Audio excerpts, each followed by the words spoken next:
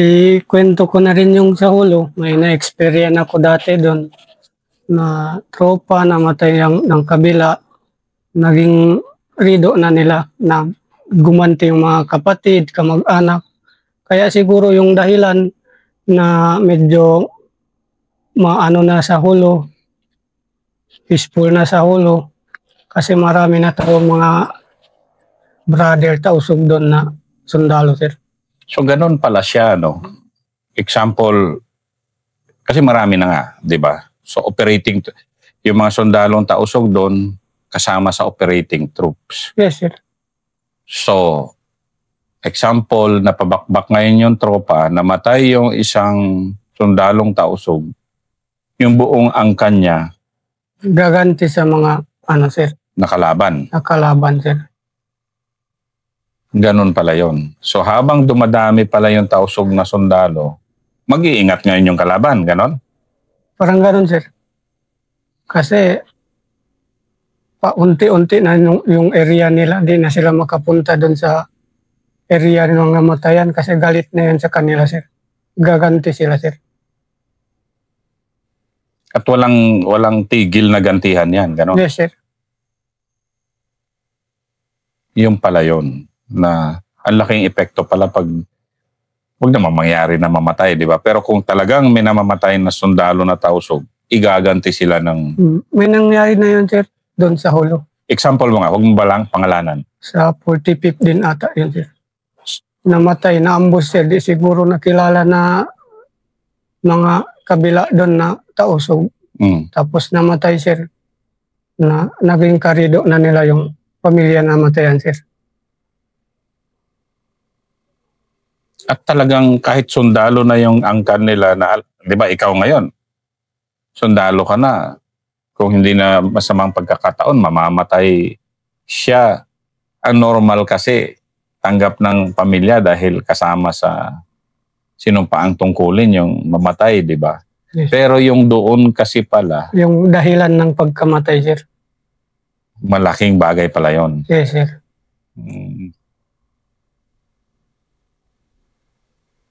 Dahil talagang hindi rin titigil yung angkan nila na maipaghiganti. Di talaga titigil, sir.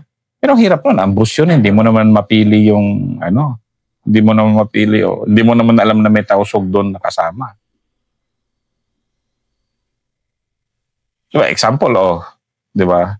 Ikaw, sumama ka sa truck natin. Huwag namang pero biglang na-ambush. Yung nang-ambush sa'yo, alam ba nila na ikaw yon? Hindi, sir. Di ba? Nangyayari talaga na, ganoon din, talagang. Pero pag alam na nila marami na taga dyan, sir, siguro baka mag-alanganin na sila mag-ambush. Ganon. Yes. Meron din nangyari dito, sir. Pamilya din namin. Example, sige. Huwag mong pangalanan yung... Pumunta dyan sa palengke, sir, siguro ng pagsundalo, napatay nila, sir. Pero sundalo talaga siya? Sundalo, sir. Pamilya nyo? Oo, sir. Tapos, pumunta dyan sa palengke? Napalengke, sir. Tapos nabaryo dyan sa daan, sir. Matagal din yun, sir, magrido ang pamilya ng namatayan at saka pumatay. Kahit sundalo na? Oo, sir. Bago yun naayos yung rido, sir, pumunta na doon yung nakapatay. Sabihin niya na sila. Ang tawag nun. Di nila alam, sir, ba? Tapos tawag dito sa... Nagbabayad ba yan? Nagbayad, sir, yes, sir. Kadalasan ba yung rido, inyo na mga rido, magbabayad talaga? Yung may Kung hindi magbayad, sir, yung doon magtagal ang rido. Pero kung aamin naman sila sa kasalanan nila, na magbayad sila, na maayos agad yun, sir. So ano nangyari doon? Nagbayad nga? Yes, sir. Naayos? Naayos na, sir. Magkano binayad? Sample? Hindi ko lang alam kung magkano yan, sir. Pero pag nagtapos ba yung rido, tapos na yan, wala na talaga yan. Wala na yan, sir. Wala na yan. Wala Kumbaga, na, sir. talaga siya. Tapos na, wala nang bawal na ulit gumanti, ganon. Bawal na, sir. Kasi may pinag-usapan na yun. Marami mang yung doon sir. Bali na Witness, parang witness. ganun. Mga barangay o iba pa dyan, mga religious leader dito sa amin. Kailangan din yung may witness, sir. Palagi may religious leader na witness. Yes, sir.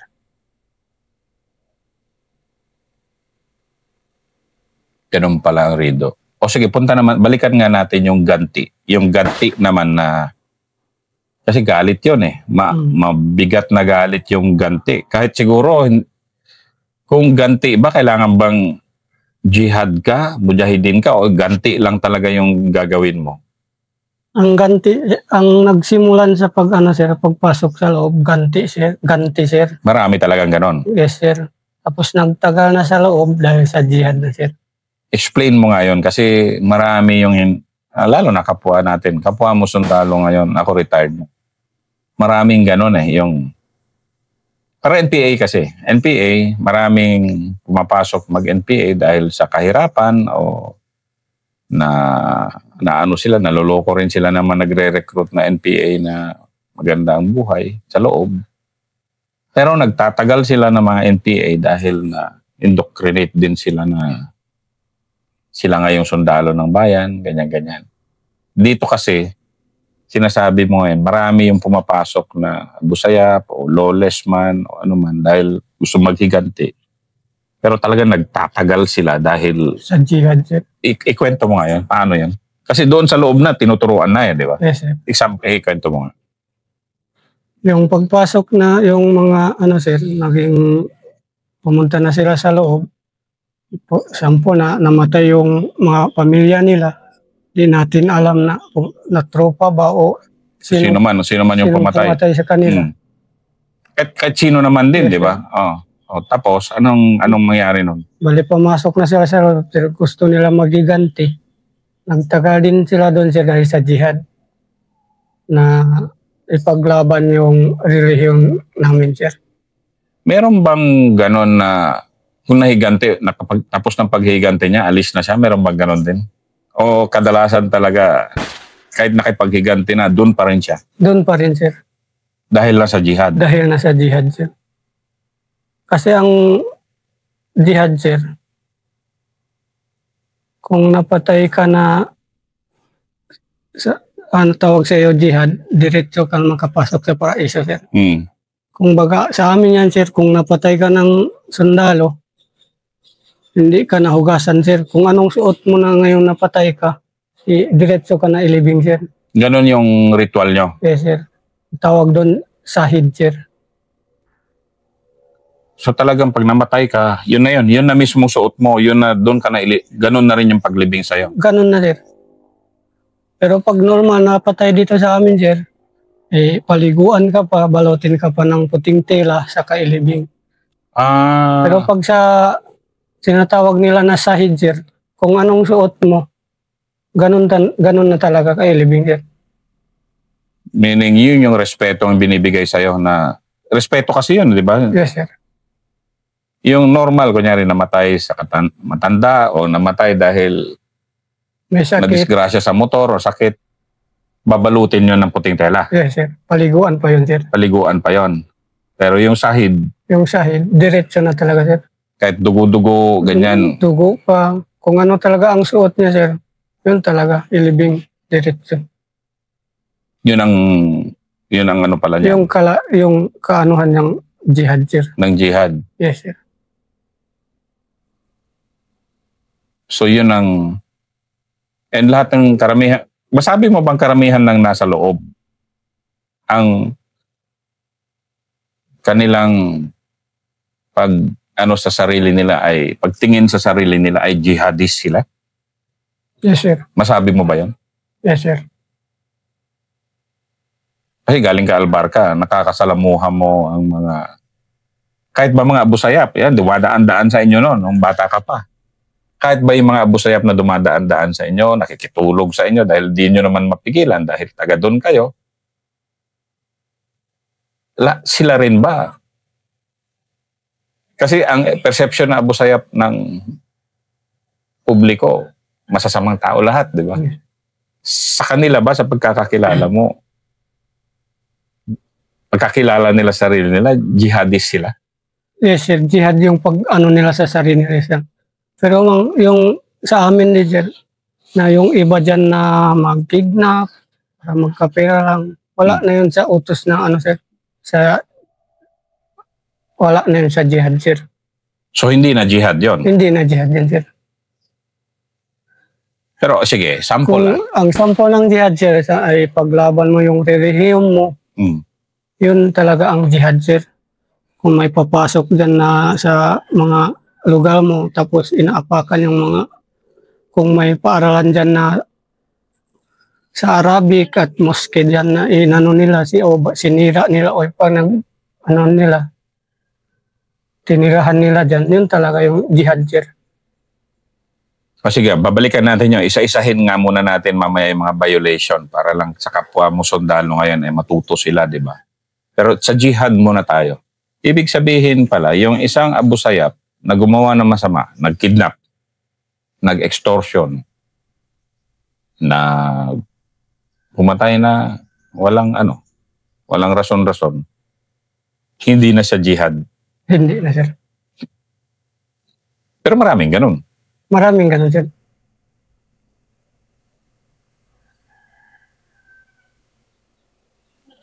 Pero marami rin, bata ka pa, alam mo na itong mga ito, puro na jihadist to. Marami ka rin nakitang ganun. Marami din sir. Na alam mong talagang purong ano Purong jihad sir. Kasi yung karamihan na dumaan doon sa amin sir, ganun na sir, bawal na sila magkuha. Jihad lang talaga yung sa kanila. Yung ano nila. Yes sir.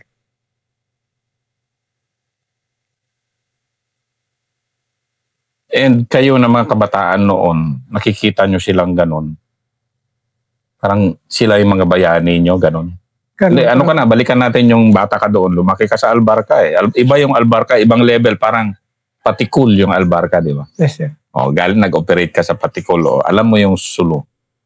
So ganun, na kayo na mga kabataan, pag naggaganon, nakikita nyo, ito yung parang gusto rin namin maging ganun. Ganun ginagawa nyo noon. Oh, sir. Yung normal na kabataan na doon. Oo, sir.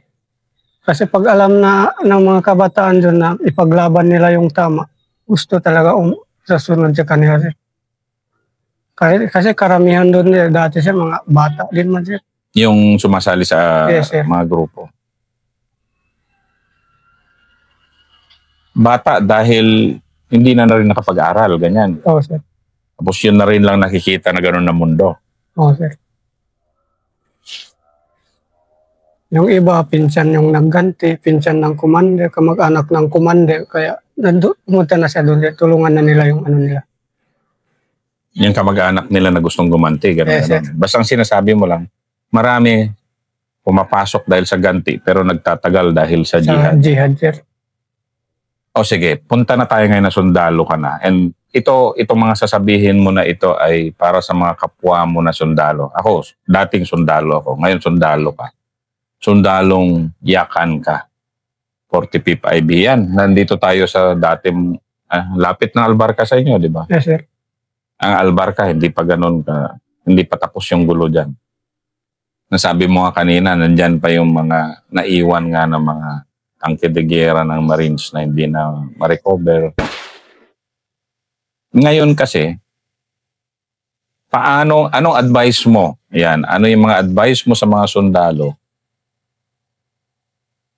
Kasi automatic kasi yung sundalo dito, sila yung target ng jihad.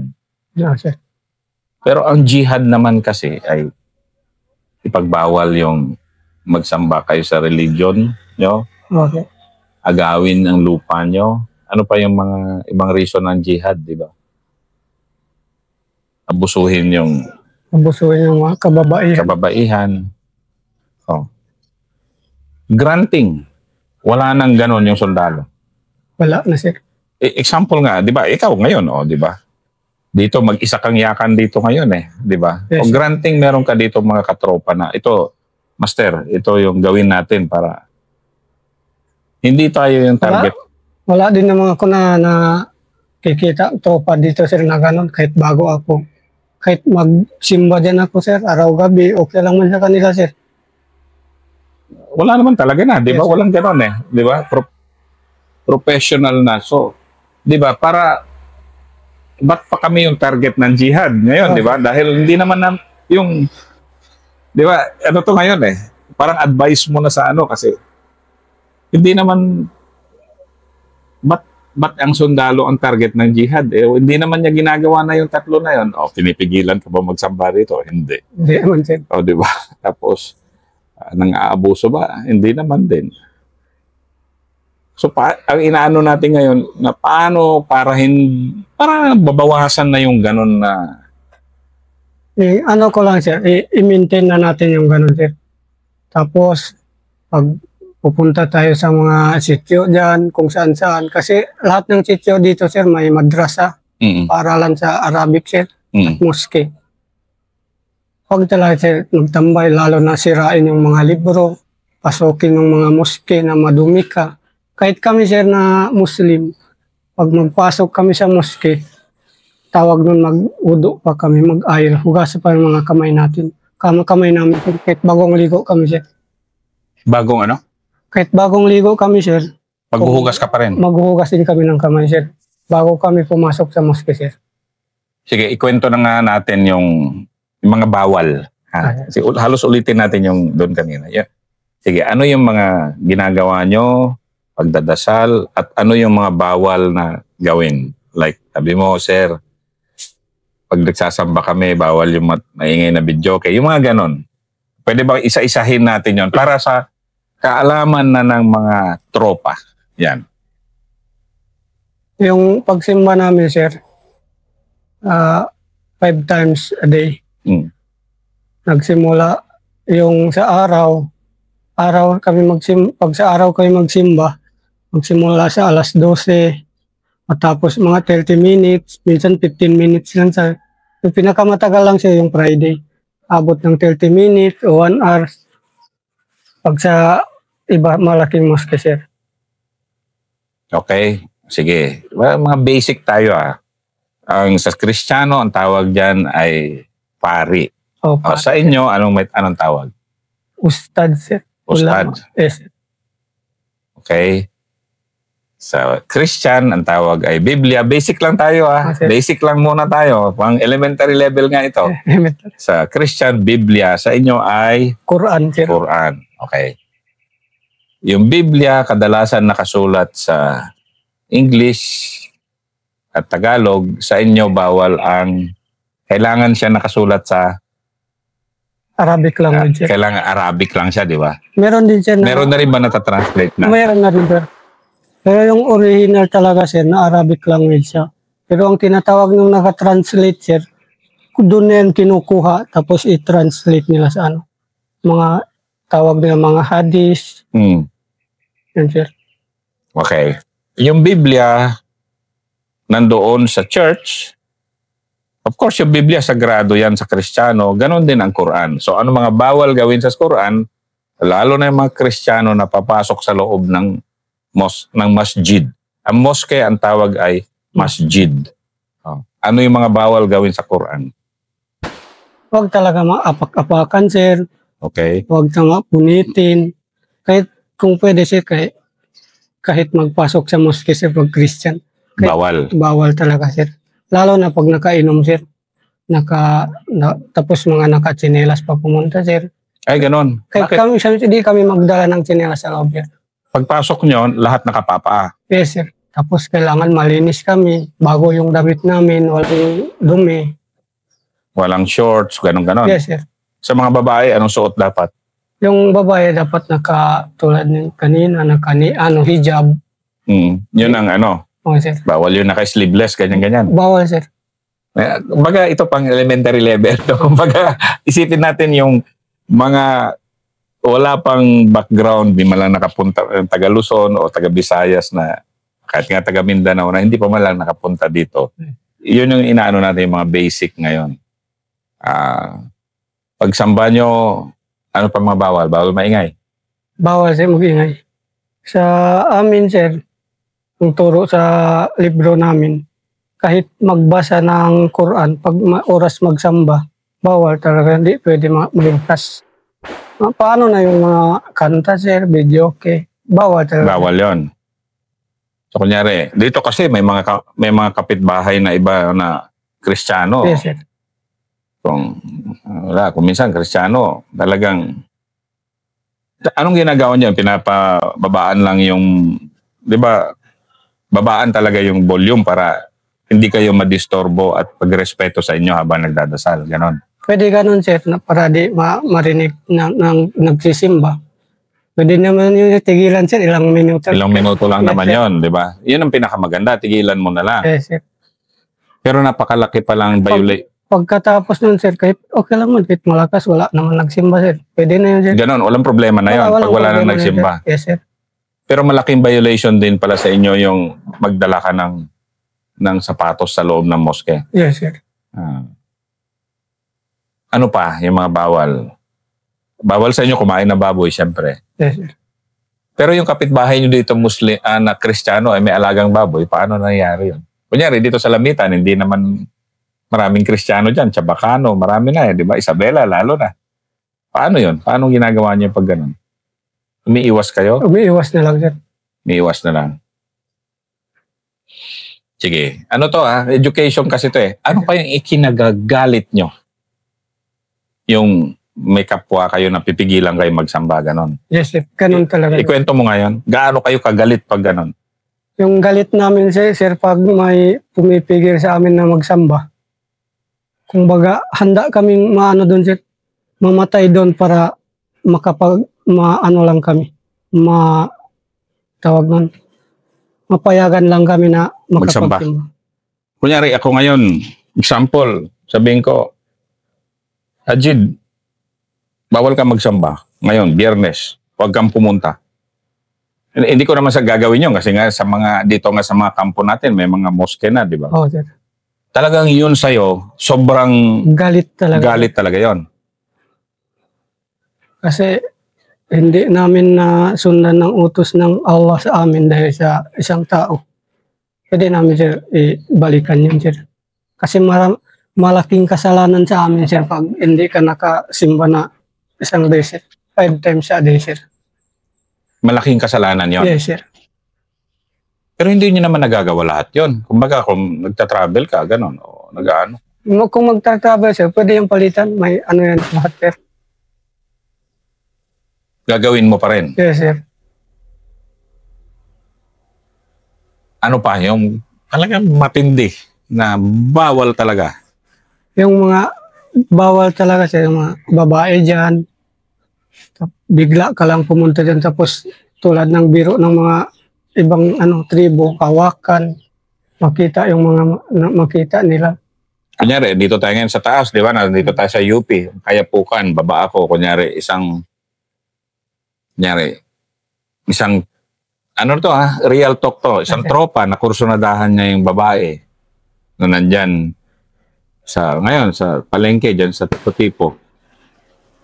Nakipagkwentuhan siya. Okay. Ano yun? Malaking yun? Okay lang man yun, sir. Makipagkwentuhan. Huwag nang lapitan na mga hawakan, akbayan na ganyan. Bawal talaga yun sa amin, sir. Pag hinawakan na ganon, pero kung gusto naman ng babae, hindi. Kadalasan ayaw naman ng babaeng ganon. Kahit gusto ng babae, sir, dapat di makita yung mga magulang niya. Galit yan. Ito, basic information lang kasi to, di ba? Ang kagandahan dyan, sir, pwede naman na kahit anong reliyon mo, mag-asawa ng Muslim, kung gusto mo. Pero bawal sa amin, kailangan nagbalik Islam muna, sir, bago mapakasalan mo yung sige. Yung napuntahan nga natin yon, di ba? Kasi marami na rin dito, may kilala nga ako official dito na nagbalik Islam. Yes, sir. Marami, sir. Marami lang ganon. Kailangan ka muna magbalik Islam bago mo pakasalan yung isang babaeng Muslim. Tapos puntahan mo yung mga bagulang, sir, kausapin mo, naligawan mo, ganon. Huwag idala kung saan-saan, sir, kasi pag makita ka ng mga kamag-anak na, doon sila magagalit, sir. Okay. Malaking tulong itong sinasabi mo sa mga ma-assign dito, sa totoo lang. Yes, sa totoo lang. Dahil, yan? Walang problema magligaw sa mga babae dito, sir. Kung ganun lang, sir. Okay. Pero bawal talaga kung may asawa na. Siyempre, lahat naman yan, di ba? Ano pa yung napakalaking kasalanan dito na pwede ka mag-jihad kung ng kahit sino man? Yun lang talaga sir, yung pagbawalan mo na Religion. religion talaga sir. So bilang sundalo, talagang, di ba ngayon, wala naman tayong gano'n. Wala. Napakabait na nga na sundalo. Yung Yes, panahon ko, medyo hindi pa kami gano'ng kabait. Kumbaga, nadaanan ko ng kaunti lang. Pero, Wala din naman tayo, yung pinakamabigat din dyan, mapatayin mo yung mga matanda dyan, walang kasalanan, wala din man tayo dyan sir. talagang napakalaking ano rin yun. Napakalaking. Patayin mo na walang kalaban-laban dyan. O sige. Babae man, lalaki. Siyempre, magagalit na yung ano sir. Normal man yun. Kahit Lahat- sino na, kahit anong sino tribo naman sir. yun, di ba? Yes, sir. Sige, ganito naman. Punta naman tayo doon sa ano ang magandang, kunyari, papasok yung mga sundalo sa isang barangay, sitio. Ano yung mga tama dapat na gawin nila para maipakita nila yung respeto nila sa isang komunidad? Like, kunyari sa Albarca na lang, example. Ano yung dapat na gawin na, kunyari, isang platoon pupunta sa... Magtambay doon, sir. Kunyari, kailangan lang mag-CMO. O, di ba, may gagawin lang doon na CMO. O kahit anumang mission doon. Pupunta sa isang sitio. Kahit dito sa tipo-tipo man siya o UP. UP ay Kayapukan. Bagindan o saan man. Ano yung mga tama dapat na gawin ng mga sundalo pag papasok ng isang... Unang-una doon, sir, ano muna tayo sa barangay captain doon. Anong gagawin mo? Magpaalam? Magpaalam muna tayo kung pwede ba tayo magtambay doon. Okay. Kung wala ba silang mga ano doon masira. Mga tinanim. Kasi Magpaalam muna tayo doon, sir. ano mga tanim dito? Raberan, protris, ganon. Kumunting kahoy, sir. Kamoteng Mga kahoy. gulay. Okay. Yun, sir, dapat muna magpaalam muna tayo sa mga barangay captain doon o sino ano doon na matatanda. Kung pwede ba tayo magtambay doon, sir. Tapos pag doon naman tayo magtambay, sir, kung matagal man tayo doon, wag na muna tayo magkatay yung mga haram doon, sir. O sige. Okay. Itong word na haram, ano ba yung haram? Para basic, pang elementary level na naman, ano ba yung haram? Yung haram talaga, sir, yung mga baboy, aso. Baboy, aso. O, sir, Dalawang yon. Wala namang kumakain ng pusa. Aso, baboy. baboy. Yun yung haram. Yes, sir. Huwag na huwag. Tapos ipakita mo doon na mag-inom ka, maglasing ka. Bawal. Minsan, yayain pa yung mga bata. Bawal talaga. Yes, Bawal talaga yon. sir. Yes, sir. Pero ang pinakasobrang bawal doon talaga yung magkatay ka ng baboy at aso. O, sir. Pwede man magkain doon sa area, sir. Huwag lang take life lang, sir. Kung magluto, dalhin doon. Pwede naman, sir. Huwag mo lang ipakita. Huwag na rin lang. Di ba? Yes, Huwag sir. na lang. Di ba? Kumbaga, iwas na lang. Ganon. Ang pag-iinom talaga sobrang bawal pag nasa O, sir. mga komunidad ka rito sa Basilan. Pag dyan talaga, dito talaga, sir, sa religious lugar, bawal talaga, sir. Pero dito kasi, Magsugal din. bawal din. Eh, Kasi makita ng mga bata doon. Bawal talaga, sir. Kahit online na sugal, kahit scatter, bawal. Kaya marami nang scatter ngayon, sir. Di ba? Bawal scatter na inyong uso. Bawal din yon. Yes, sir. Kung isunod talaga yung, sir, yung turo ng Islam, bawal talaga, sir. Hindi. Ini-interview kita ngayon para tulong mo sa kapwa sundalo para, yung minsan violation lang ganun, mamamatay yung sundalo dahil lang doon, di ba? Mamamatayan ng aambusin dahil lang doon. Ngayon lang doon. Di ba? Kaya natin pinag-uusapan to ngayon. Yes, sir. Yun pala yun. Yung gaano ka-importante yung mga matatanda sa isang syudad, sa isang sitio, na ipakita mo yung, paano mo ipakita yung respeto sa matatanda doon? Sa isang sitio, for example. Magalang din, sir. Lapit ka talaga, Lapit ganun. lang sa kanya.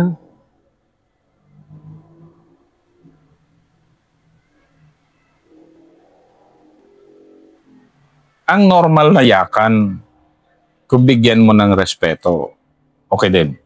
Kung bigyan mo ng respeto ng yakan, sir, mas ibabalik na sa'yo ng respeto din na ibabalik sa atin, sir. Pero pag hindi mo respetohin, sir, iba din yung ibabalik nila sa atin, sir. Ganon talaga. Ganun, sir.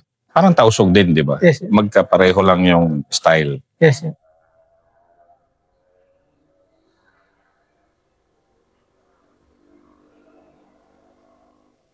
Galing. Salamat, Ajid. Yes, sir.